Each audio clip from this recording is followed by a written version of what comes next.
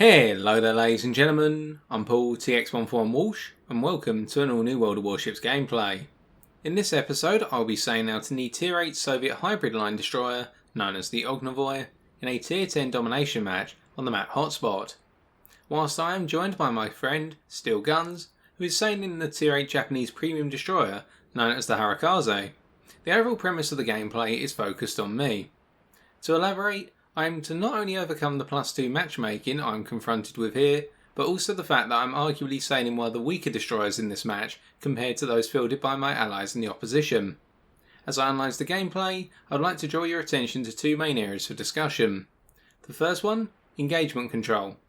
Where possible, I intend to enter only engagements which are either initially in my favour or can be quickly turned in my favour and thereby benefit my team. And secondly, map awareness. Keeping a close eye on the minimap to be aware of what both teams are doing so that I may deploy my ship to have the greatest possible impact on the match. With the forward covered, let us get into the gameplay. Loading into the match and taking a look at the enemy team, two things immediately come to my mind. The first is their cruiser composition, or in other words 3 sets of surveillance radar. The Seattle have 9 km range and the Moskvas have an 11.8 km range. We cannot afford to get too close to these enemy ships, or at least their last known positions when they're unspotted, as otherwise they could trigger the surveillance radar considerable at any given point in time, spot us for their teammates, and will get ripped to pieces rather quickly. The second item is the enemy destroyer composition. All 4 of their destroyers are able to surpass us in one of 2 important regards, or both combined together in some cases. The first being concealment. Maximum concealment on the Ognevoi sees the ship have a detectability by sea as exhibited of 6.1 km, which is rather nice, but when compared to what we're going up against, it's going to be outperformed by the Gearing, the Shimakaze and the Ashashio, whereas the Akizuki has very similar maximum concealment to our own. Meanwhile, on the firepower stakes, we can see that only one of their destroyers is going to have the weaker potential firepower, and that is the Ashashio with its extended reload on its gun batteries compared to our own. Whereas the Shimakaze has roughly equivalent firepower, albeit with one more twin turret but a slightly longer reload. Ours is 5 seconds base. If I remember correctly, theirs is approximately 5.5 seconds base.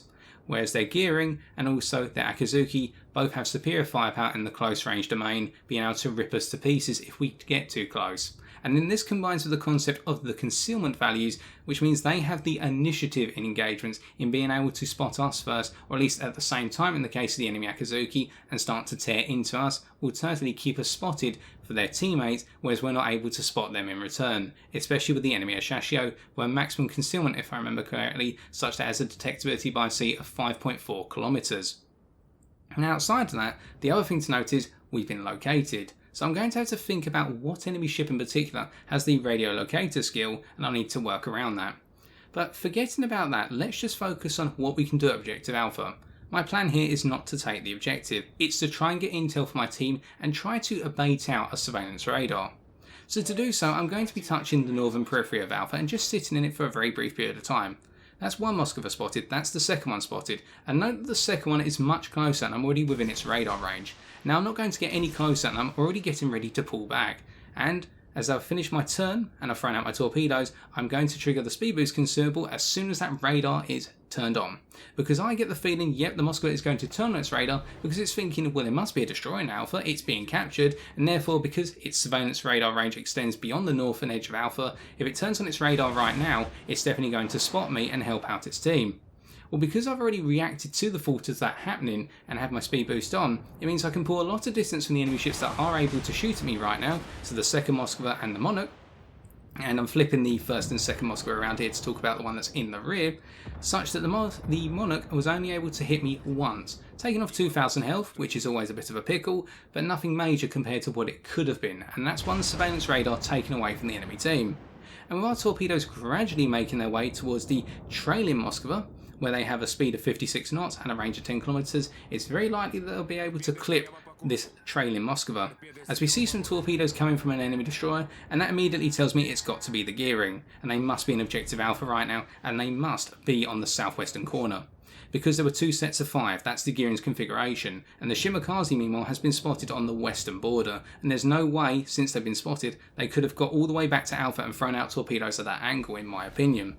So instead, now pulling across Alpha and laying down a smoke screen to try and cover the movement of my teammate, I'm going to angle into Alpha as soon as it's been taken, because what I reckon will happen is that the enemy gearing is going to leave objective Alpha and proceed southwestwards and then move up towards the western border to try and help their teammates push through the western edge of the map and try to get past our Curve first and our Shimakaze. And in return, this is going to leave the avenue open for me to move into Alpha and start to exploit the space. Because know what's happening on the minimap right now if we take a step back and look at the bigger picture. There's a big fight going on for objective Alpha, that's clear, but it's happening on the western edge of the map, it's not actually happening in the objective. Meanwhile, objective Delta, the fight is in the objective, i.e. the eastern battle is all about the objective with some ships trying to flank on our team in particular. And that means the entire centre of the map, so far as I'm concerned, is open play. It's open season now and I can start to move my ship through there. Now the enemy gearing moving out of objective Alpha right now, our Curve first has spotted them using their hydroacoustic search, we're going to start taking this objective, and that provides us with the opportunity to not only start to control the movement of the enemy destroyers down this side of the map, their 2 tier 10s, but it also means that we can start to think about how can we make it an unfair fight for the enemy destroyers. Well, what's the one thing they're probably not going to expect me to do right now? Once I've taken this objective, they're probably not going to expect me to go into the centre of the map and look to exploit that space. Instead, they may be thinking that I'm going to pull back onto the northwestern avenue around Alpha to try and support my teammates by acting as a screening ship, provide vision, etc. Well, why would I want to fight in open water against ships that can just simply outspot me and therefore turn me into cannon fodder for their teammates, especially with those Moskvas, well there's only one left by the looks of things, having the radar range in order to spot me when their destroyers are not doing the job. So instead, let's go away from this objective and start moving eastwards towards the centre. Because the only thing that could potentially block me in taking Alpha right now would be the Monarch, which was coming up towards this objective, but I get the feeling they've rotated towards the west, simply because for a Monarch to invest all of its resource into objective Alpha and be that aggressive, it's quite possible because our team have left it open, but it's a very high risk strategy which I would not say they're willing to commit to at this point in time, based on personal experience. So instead, I'm moving myself initially up towards the northern edge of Alpha and then rotating to move out on the eastern side. Now I'm doing this in case one of the enemy destroyers has quickly come back to throw torpedoes across the objective, because then what I can do, I can turn into those torpedoes much more rapidly than I would if I was just making my way immediately eastwards. Then I'd have to actually turn my ship more in order to turn towards the torpedoes, or alternatively I'd have to try and turn away from them. And that makes life a bit more difficult, because I'll be turning away into a landmass. And therefore, if I don't get it right, I'm going to hit the landmass and then be clipped by a torpedo. So I'm preparing for the worst case scenario. And you're probably wondering, am I going to throw torpedoes down the southwestern approach? Definitely. Because if the enemy Shimakaze, which was pulling back towards Alpha gradually by looks of things, albeit they may have beached themselves, if the enemy Shimakaze decides to come into Alpha, it will be via the southwestern avenue. And I want to take away that potential approach from their capturing capability by throwing my torpedoes into that southwestern corner, and instead perhaps this will push them further towards the southeastern avenue. In the meantime, looking at the minimap once again, we can definitely tell there's a lot of space available in the middle of the map. So what I'm going to do at this point is consider taking Objective Charlie, because the only thing that's close to Objective Charlie that was last seen was the enemy Montana, and I'm going to see that battleship well before it sees me. And it does look as though actually the enemy Montana is making their way towards Charlie in a defensive pattern, particularly against perhaps our Donskoy, to try and bring our Donskoy down. So instead, I'm already rotating back towards Alpha and thinking to myself, right, get ready to counter and return by the enemy destroyers or whatever decides to go and retake Objective Alpha. Because you know the enemy team's going to do it, they'll want to take the objective back to make sure they can keep getting points, because our team's going to have 3 objectives shortly to the enemy team's 1. And so sure enough, something comes into Alpha, and that's got to be the Shimakaze, because the enemy gearing is right on the western border. It's just taking down our Curve first and is in engagement with our Shimakaze. It looks as though the enemy team is really now starting to accelerate its push down the western border, so it can only be the Shimakaze unless the Monarch has pulled back or been very subversive in their overall play, or I should say stealthy. But nonetheless, as we now come back into Alpha, I've got a speed boost active here, and the reason for this is the fact that I need to be quick in what I decide to do, and I'm anticipating the Shimakaze, due to how long they took to get into Alpha, will be in this southeastern avenue, and we're just about to find out. Bingo, there's the Shimakaze, and I immediately react by turning to my port side, not my starboard side. Now you may be thinking at this point, that's suicidal, because you're turning right across the Monarch that's looking towards you and has opened fire. Well, I didn't think the Monarch would be aiming at me at this point in time. I was caught a little bit by surprise by the Monarch, but I'll explain why I've done this and why I've thrown down both sets of torpedoes. In my opinion, at this point in time, I could not afford to let the Shimakaze get away, and at the same time, I could not afford to trade my ship with the Shimakaze. Now those two things go hand in hand, let me explain. If I decided to turn starboard in towards objective Alpha and try to take out the Shimakaze, I would be heading through a very small gap to torpedo the Shimakaze, but in return risk having my ship torpedoed. Now it does look as though upon reflection, you can wind back this video, that the Shimakaze actually threw their torpedoes across objective Alpha, and I did not spot that. If I had, that would have eliminated the first set of torpedoes definitely, but what if they had the torpedo reload booster consumable? Because I haven't actually seen them use a smokescreen at any given point in time, so I couldn't just make the assumption they would have the smokescreen consumable. So instead, by turning port side, I ran the risk of looking at the Monarch, yes, and being shot by I should say, but in return what it's given me the ability to do is prepare myself for evasive action against the incoming torpedoes, or the potential torpedoes, of the Shimakaze. Now unfortunately I've made another mistake, and it may not be as obvious this one. I took too long to leave my smoke, and what this means is with the enemy Montana heading towards my smoke, and able to catch me just on the periphery of my detectability by sea, and in return they have their guns pointed towards me and they rip apart a huge chunk of my health, and I was 7,000 off, and that's some health I could have really done with.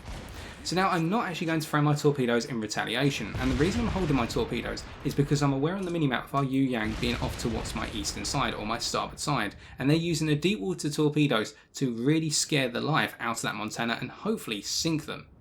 And if I throw my torpedoes down towards that Montana, think of it this way, from the Montana's perspective, if they suddenly see my torpedoes incoming, they're going to change their angle of navigation, and in return that's going to throw off the aim of our Yu Yang's torpedoes, because when they threw their torpedoes down, they probably weren't thinking, well, our friendly Ognevoi is going to throw their torpedoes at the Montana, and therefore I have to adjust appropriately. So instead I'm going to let our Yu Yang have fun with the Montana and work on them as an individual, and in return I'm going to start repositioning and heading towards objective Bravo.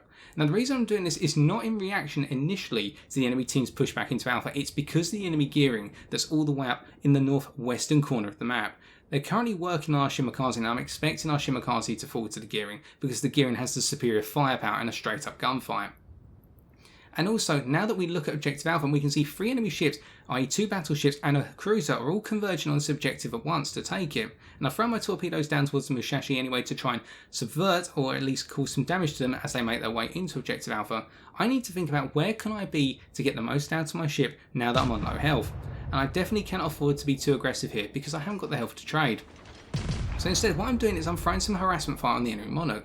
Now the reason I'm doing this is because I want to slow their progress in taking Objective Alpha, and I'm firing late so that way I'm going to be removing the maximum possible capture progress from their ship. I did try to look towards the enemy Moskva as well in order to reset them, but unfortunately because I was the only ship spotting them at the time, it meant that I took away my ability to fire over the landmass because I went behind the landmass and therefore lost sight of them. Small mistake, and it's only cost us a couple of seconds in the overall game, which are not going to be too important at the moment because our team's got the points advantage and there's a much clearer threat on the horizon, and that is the gearing that's coming towards Bravo right now. There's a big smoke screen up northwest of Bravo. It's a long way away, and with the gearing having a top speed that's 1 knot slower than our own, while our top speed is 37 knots, it means that with my speed boost active I can get to Bravo well before the gearing can, and I can set myself up to control an engagement against them. But I have to be aware of the fact the enemy Moskva was seen rotating northward out of Alpha, so they're most likely working to support their gearing. So I cannot afford at this point to hang around. I need to run to Bravo and I need to get away from Alpha. Because remember, I was very close to Alpha. I was off on the eastern side of the objective, which would mean that the Moskva is well within radar range of my ship right now. So as I'm running further and further away, it may be the case right now that the gearing is trying to tell the Moskva, turn on your radar please, I want to see where that Ognevoi is, because surely they can't be too far. And now that we've seen that the Monarch is so far away, and it could be argued that our Donskoy is closer to the Monarch than our own ship, I get the feeling that actually it's this Moskva that's remained that has the RPF captain skill, and therefore they're the one that's spotting us. And sure enough, they've triggered their radar, and whilst they're not shooting at us, we're not seeing any incoming fire from their ship. This means that the enemy team knows we're here, but they're not getting the most out of this radar, because I'm not receiving any incoming fire until now. But that's approximately 7 to 10 seconds after the consumable is triggered. And remember, the Russian radar is a short duration consumable, and I've been able to get so far away as to escape the range of that radar, which means it's ineffective. And now that I'm triggering my smoke screen and the radar's run out, because we can see now we'd be detected if it was still active, we're too close to the Moskva, I can lay down a smoke screen on Bravo.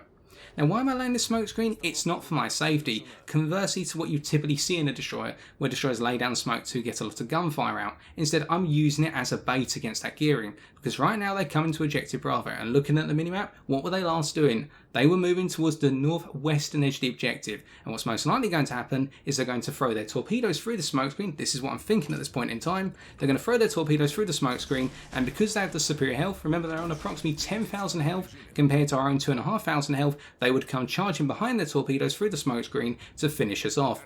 I've left the objective, so they're probably thinking right now, I'm going to pursue that Ognevoi because they're probably running from me. Torpedoes come through, I've dodged them because I've anticipated they're coming. I've thrown my torpedoes in return through the smokescreen, expecting the gearing to be in that smokescreen right now, getting ready to chase me down. And bingo, they're out the game. That's another kill.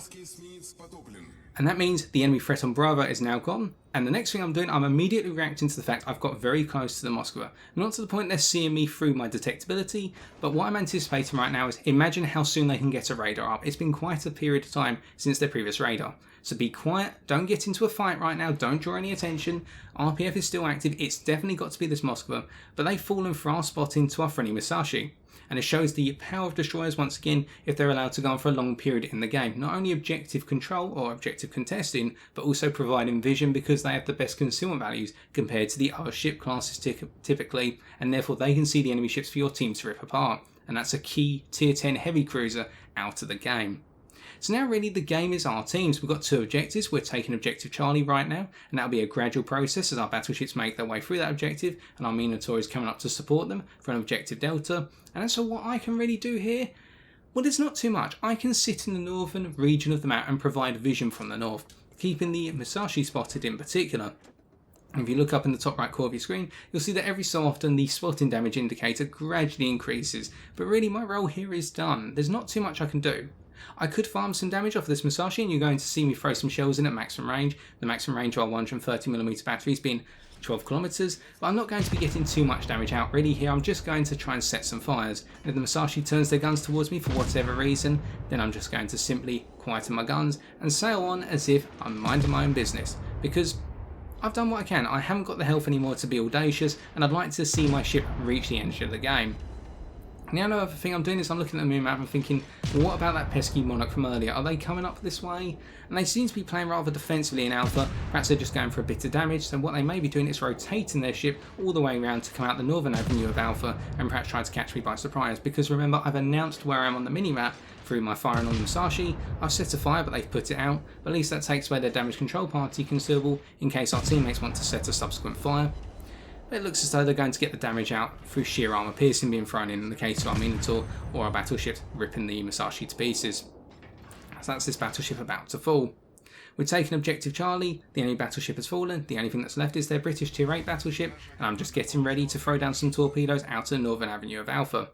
Now here I do make another slight mistake, and this is a bit of enthusiasm at this point taking control, and that is I throw my torpedoes down way too early here. I should have waited and remembered I've got the concealment advantage. I could just sail north of objective Alpha and know exactly when to throw the torpedoes down and try to catch the Monarch if they're coming up towards this northern edge rather than pulling out towards the southwest. But of course I've tried to anticipate that they'll be coming at max speed out to this objective rather than thinking about my concealment and the advantage it gives me in dictating the engagement. So therefore these torpedoes are going to completely miss because the Monarch is taking a much more angled or acute line, I should really say, towards the northern avenue of objective Alpha, and therefore my torpedoes will completely miss. And even if they were going to hit, it looks as though the Monarch's sending up a catapult fighter. In fact, that catapult fighter, yep, it's coming up. I thought it landed then. The catapult fighter is coming up and therefore they'll spot the torpedoes, and that means we've lost a bit of damage there. But really we can just provide vision on the Monarch as it's retreating up towards the north towards us, and as our teammates pummel it with shells, the game comes to its end. Nothing else to report, bit of a quiet one to end off, and we've thrown some shells, some cheeky shells, but that's it folks, time for the post-game stats. Perhaps not the cleanest game, but upon reflection, one that I'm quite proud of. We can see that our battle performance amounted to a total damage output of 54,551 HP.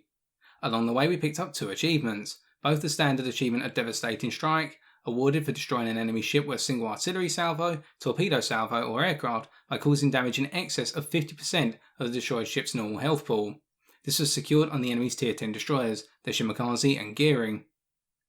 Moving on to the team scores, we can see that we topped the team in terms of base experience earned, with 2,575. Our role over the course of this game was focused on making use of the space afforded to us around the western and central regions of the map. This focus came at the cost of team play, but enabled us to have a considerable long-term impact on the outcome of the match. The first third saw us playing passively and attempting to contest Objective Alpha, this being due to the threat of radar from both the enemy's Moskvas, combined with the then unknown threat of the enemy's destroyers. We eventually took Alpha once the enemy team had decided to concentrate all its resources on the western edge of the map, and we had an approximate idea of the locations of all 4 of the enemy's destroyers. The second third then saw us attempt to utilise the space on offer in the centre of the map. Initially we considered taking Objective Charlie, but the enemy Montana, situated close to the objective, we instead reacted to the enemy team's second attempt to take Objective Alpha. We were successful in doing so, eliminating the enemy Shimakaze who most likely did not expect us to hit them from the southeast. Unfortunately, we timed our retreat slightly too late, which led to the enemy Montana keeping us detected long enough to remove 35% of our health. The final third saw us repositioning to defend Objective Bravo, having realised the enemy's presence in Alpha was too strong to contest, especially while their Moskva was still standing, without the support of our remaining allies who were starting to make their way westward from Objective Delta. And also the main threat to Bravo was the enemy gearing, an engagement with which we could not win straight up due to the gearing's fast-firing guns and remaining HP compared to our own. Instead, we successfully used a smokescreen to bait the gearing into our torpedoes, leaving us as the last destroyer standing. As for our detailed report, we have one key item to note here which emphasises the value of us taking Survivability Expert as our first 3-point captain skill on a destroyer. Our total damage received was 16,358. This is 258 HP more than the stock health pool of a fully upgraded Ognevoi, i.e. 16,100. By having an extra 2,800 HP available due to Survivability Expert, we did not sink due to the light damage dealt to us by the enemy Moskva in our defence of Bravo. In return, this meant we were still alive to both eliminate the enemy gearing and spot the Moskva for our Musashi to score a devastating strike on. If we had instead sunk, the outcome of the match could have been very different, as the gearing of Moskva would have had greater freedom to operate around Bravo to the detriment of our team. Finally, coming on to credits and experience earned, we can see that after additions and deductions, we took away 241,125 silver credits and 9,969 commander experience. In conclusion, I believe today's gameplay has shown how in the presence of +2 matchmaking, one can still have a considerable impact on the outcome of a match in their destroyer. This impact was a result of us controlling which engagements we decide to participate in. It should be noted that besides our mistake in escaping from the Montana, we never committed to a fight which could not be quickly turned in our favour by either eliminating our foe or returning to concealment. Map awareness was vital in achieving such engagements. Continually using the minimap to monitor the enemy's approximate positions and headings meant that we could identify the space through which we could reposition our ship without being detected.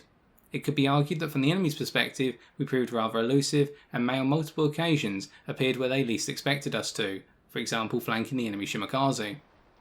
Unfortunately, we may have appeared as a passive player as well to our teammates on the western side of the map, not opting to assist in their attempt to repel the enemy's push on the map border. Nonetheless, the return of our approach in picking the right fight was the elimination of the enemy's Tier 10 destroyers, which helped our team's chances in securing the victory. With that, I've been TX141. If you have enjoyed this video, why not leave a like, comment or subscribe for future World of Warships videos on my channel. Additionally, if you do not currently play World of Warships but are thinking of now giving this highly enjoyable game a try, you can sign up today using the link in the video description. Alas, that is all I've got time for today, ladies and gentlemen. Until next time, as always, I bid you fair winds and following seas.